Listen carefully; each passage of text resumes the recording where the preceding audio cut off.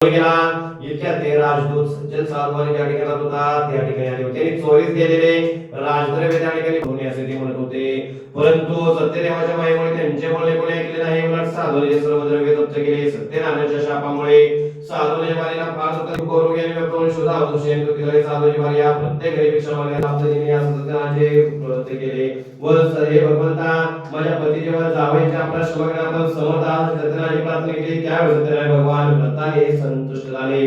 नंतर चंद्रगिरीच्या स्वप्नात जाऊन त्यांनी सांगितले, हे नृपश्रेष्ठा तू जे धनवानी बंदीशाही टाकले ते सकाळी सोडून दे. तसे राजा तुझी त्याचे धन घेतले असते त्यांना परत दे. असे जर तू न करशील तर पुत्र राज्य यासह मी तुझा नाश करीन. असे राजा स्वप्नात सांगत सत्यनारायण भगवान अदृश्य झाले. नंतर प्राप्त राजाने सभेमध्ये बसून सुवजनास सर्वांना ते स्वप्न सांगितले व जे धनवानी बंदीशाही टाकले आहे त्यांना लवकर मुक्त राजदूतांना आज्ञा केली. दुधारी राजे आज्ञेप्रमाणे साधू आणि त्याचा जाव या लोकांना बंधमुक्त करून राजाच्या समोर आणले व नंतर जो राजाला म्हणाला, हे वैश्य हो, तुमच्या दैवयोगाने तुम्हाला दुःख भोगावे लागले असता भीती नाही. असे म्हणून त्यांच्या बेडे काढून शौर्य करून मंगल स्नान करून नंतर त्या लोकांना वस्त्र व अलंकार देऊन गौरव केलं. त्यांना अत्यंत संतुष्ट केले व त्या वाण्याचे जे द्रव्य घेतले होते तेथे त्यांना दुप्पट करून दिले. म्हणाला, हे साधू आपण आपल्या घरी जा. नंतर त्या दोघांनी राजाला नमस्कार केला. म्हणाले, आम्ही आपल्या कृपेने घरी जातो. पुंडलिकावर विठ्ठल श्री ज्ञानदेव तुकाराम पंढरीनाथ. नंतर साधवाने आपणास वाटेत विघ्न येऊ नये म्हणून ब्राह्मण सदक्षिणा देऊन आशीर्वाद घेतला व जावयाचा होता नगरात गेला. तो साधवाने काही थोडजोर गेल्यावर सन्याचे विधान करणे सत्यनारायण प्रभूने साधवानीची परीक्षा, आमचे द्रव्य नेण्याची तुमची इच्छा आहे काय? आमची नौका वेली व पाणी यांनी भरलेली आहे.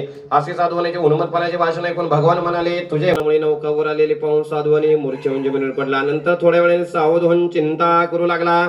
त्यावेळेस साधवानीचे जावई म्हणाला, महाराज आपण शोक का करता? संन्यासाने जो आपला शाप दिला आहे त्यामुळे महाराज मी जे आपल्याला खोटे बोललो त्या अपराधाची क्षमा करा. असे म्हणून पुन्हा पुन्हा नमस्कार केला होता. साधवानी अतिशय दुःखी झाला. नंतर सत्यनारायण भगवानाने साधवानीला इच्छित वर देऊन अदृश्य झाल्यानंतर त्या नौकेवर जाऊन पाहिले तो पूर्वीप्रमाणे नौका द्रव्याने भरलेली असे दिसले व सत्यनारायणाच्या कृपा प्रसादाने हे सर्व मला मिळाले आहे म्हणून येता शक्ती सत्यनारायणाचे पूजन करून प्रयत्न नौका नदीत लुटून आपल्या घरी गेला.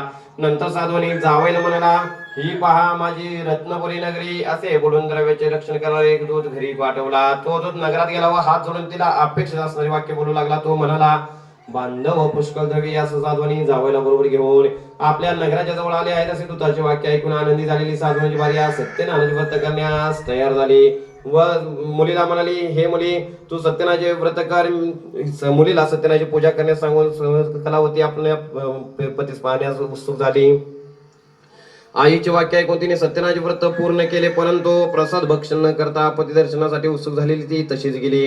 त्यामुळे रागवलेल्या सत्यनारायण प्रभूने तिचा पती असलेली नौका द्रव्यासह पाण्यात बुडवली. त्यावेळी त्या ठिकाणी आलेल्या कलावतीला तिचा पती दिसला नाही. त्यामुळे अत्यंत शोकाने वन ती रडत भूमीवर पडली. बुडालेली नौका व त्यामुळे दुःखी झालेली आपली कन्या पाहून भयभीत अंतकाने साधू नावाचा हा काय चमत्कार